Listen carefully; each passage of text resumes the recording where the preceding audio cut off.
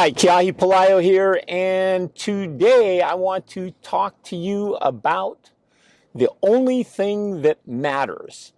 And this is in context to once your property is ready for sale, what is the only thing that matters? Is it staging? Is it marketing? Is it open houses?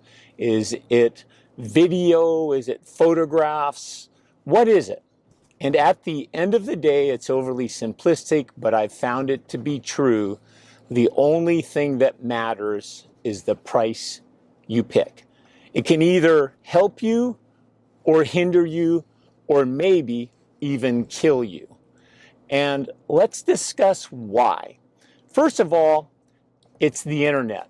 Hate to put everything on the internet, but it's the internet. And in today's world, buyers and their brokers have, for sure, computers, and everyone has a smartphone too. And they will know, based on the abundance of information that's available, whether a property is a fair value or not. And if you pick the wrong price, if it's too high for that market segment, or you pick the wrong price point that we have talked about in past videos, that price is going to hurt your energy and momentum. It's going to lead to fewer showings and end up costing you money.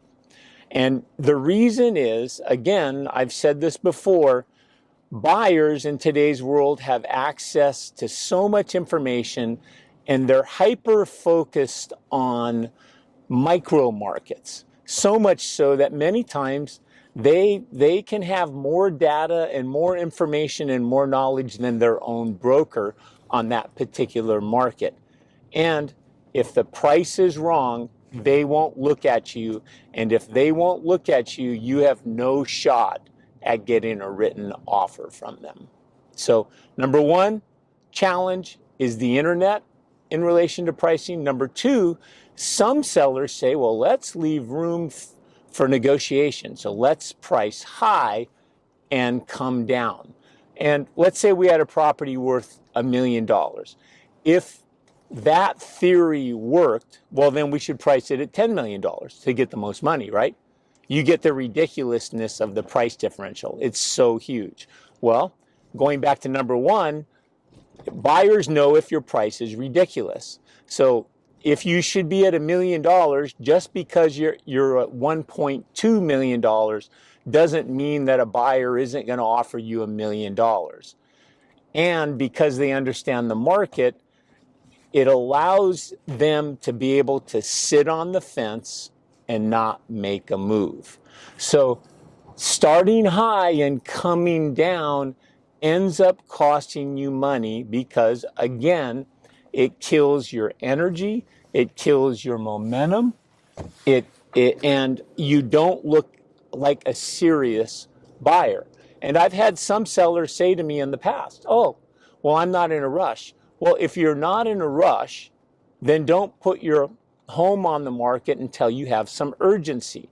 Because I'm going to talk a little bit later about how the amount of time you're on the market can help you or hurt you.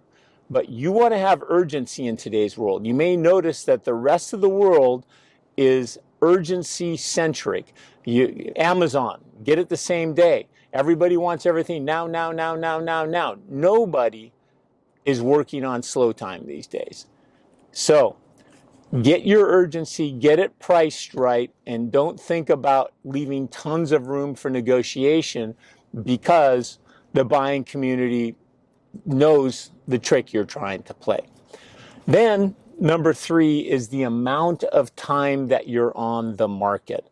The problem with pricing too high is you kill the window that a seller controls the market. It's typically 2 weeks, at the most it's a month.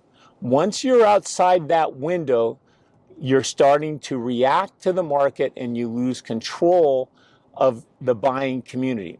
A property that's been on the market allows a buyer to wait on making an offer. There's no urgency for them to make an offer, and when they don't have urgency, people don't jump off cliffs to go spend $1 million. They're looking for more ways to not spend $1 million than to do it. So your offering has to be strong enough and good enough to push them off the fence. And the reason you want them pushed off the fence is that an offer can generate more offers. And in a perfect world, you have multiple offers. And if we have multiple offers, you're going to get the highest and best price for your property. So you want to be aware of the amount of time that you control the market as a seller, and your price gives you that control and ability to create energy and momentum in the shortest period of time. And by selling in the shortest period of time, you get the most money. And the question becomes then, how do I pick the right price? First, you need a great real estate broker. Someone who knows the market, someone who has a proven track record and can help guide you through the pricing process. And I'm going to suggest that you trust them. You're paying them a lot of money, so trust them. The next thing you do after picking a great real estate broker is sit down, go through the active, the pending, and the sold listings relevant to your listing. Talk about macro economic things that are going on, like interest rates, how much standing inventory is there in general in the market, and discuss where you would expect the property to realistically sell. Where is the market going to expect it to sell?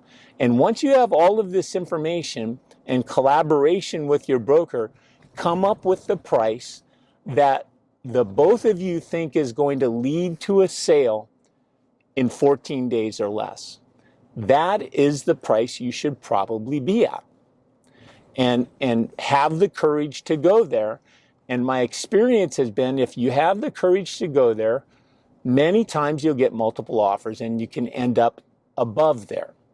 No one can promise that, but that's the only way you're going to create that opportunity. All right. Well, look, thanks for listening. And I'm going to suggest that if you have any real estate questions, either in general or in specific, reach out to me in all the ways that are available to you today to do so. And for now, you have a great day.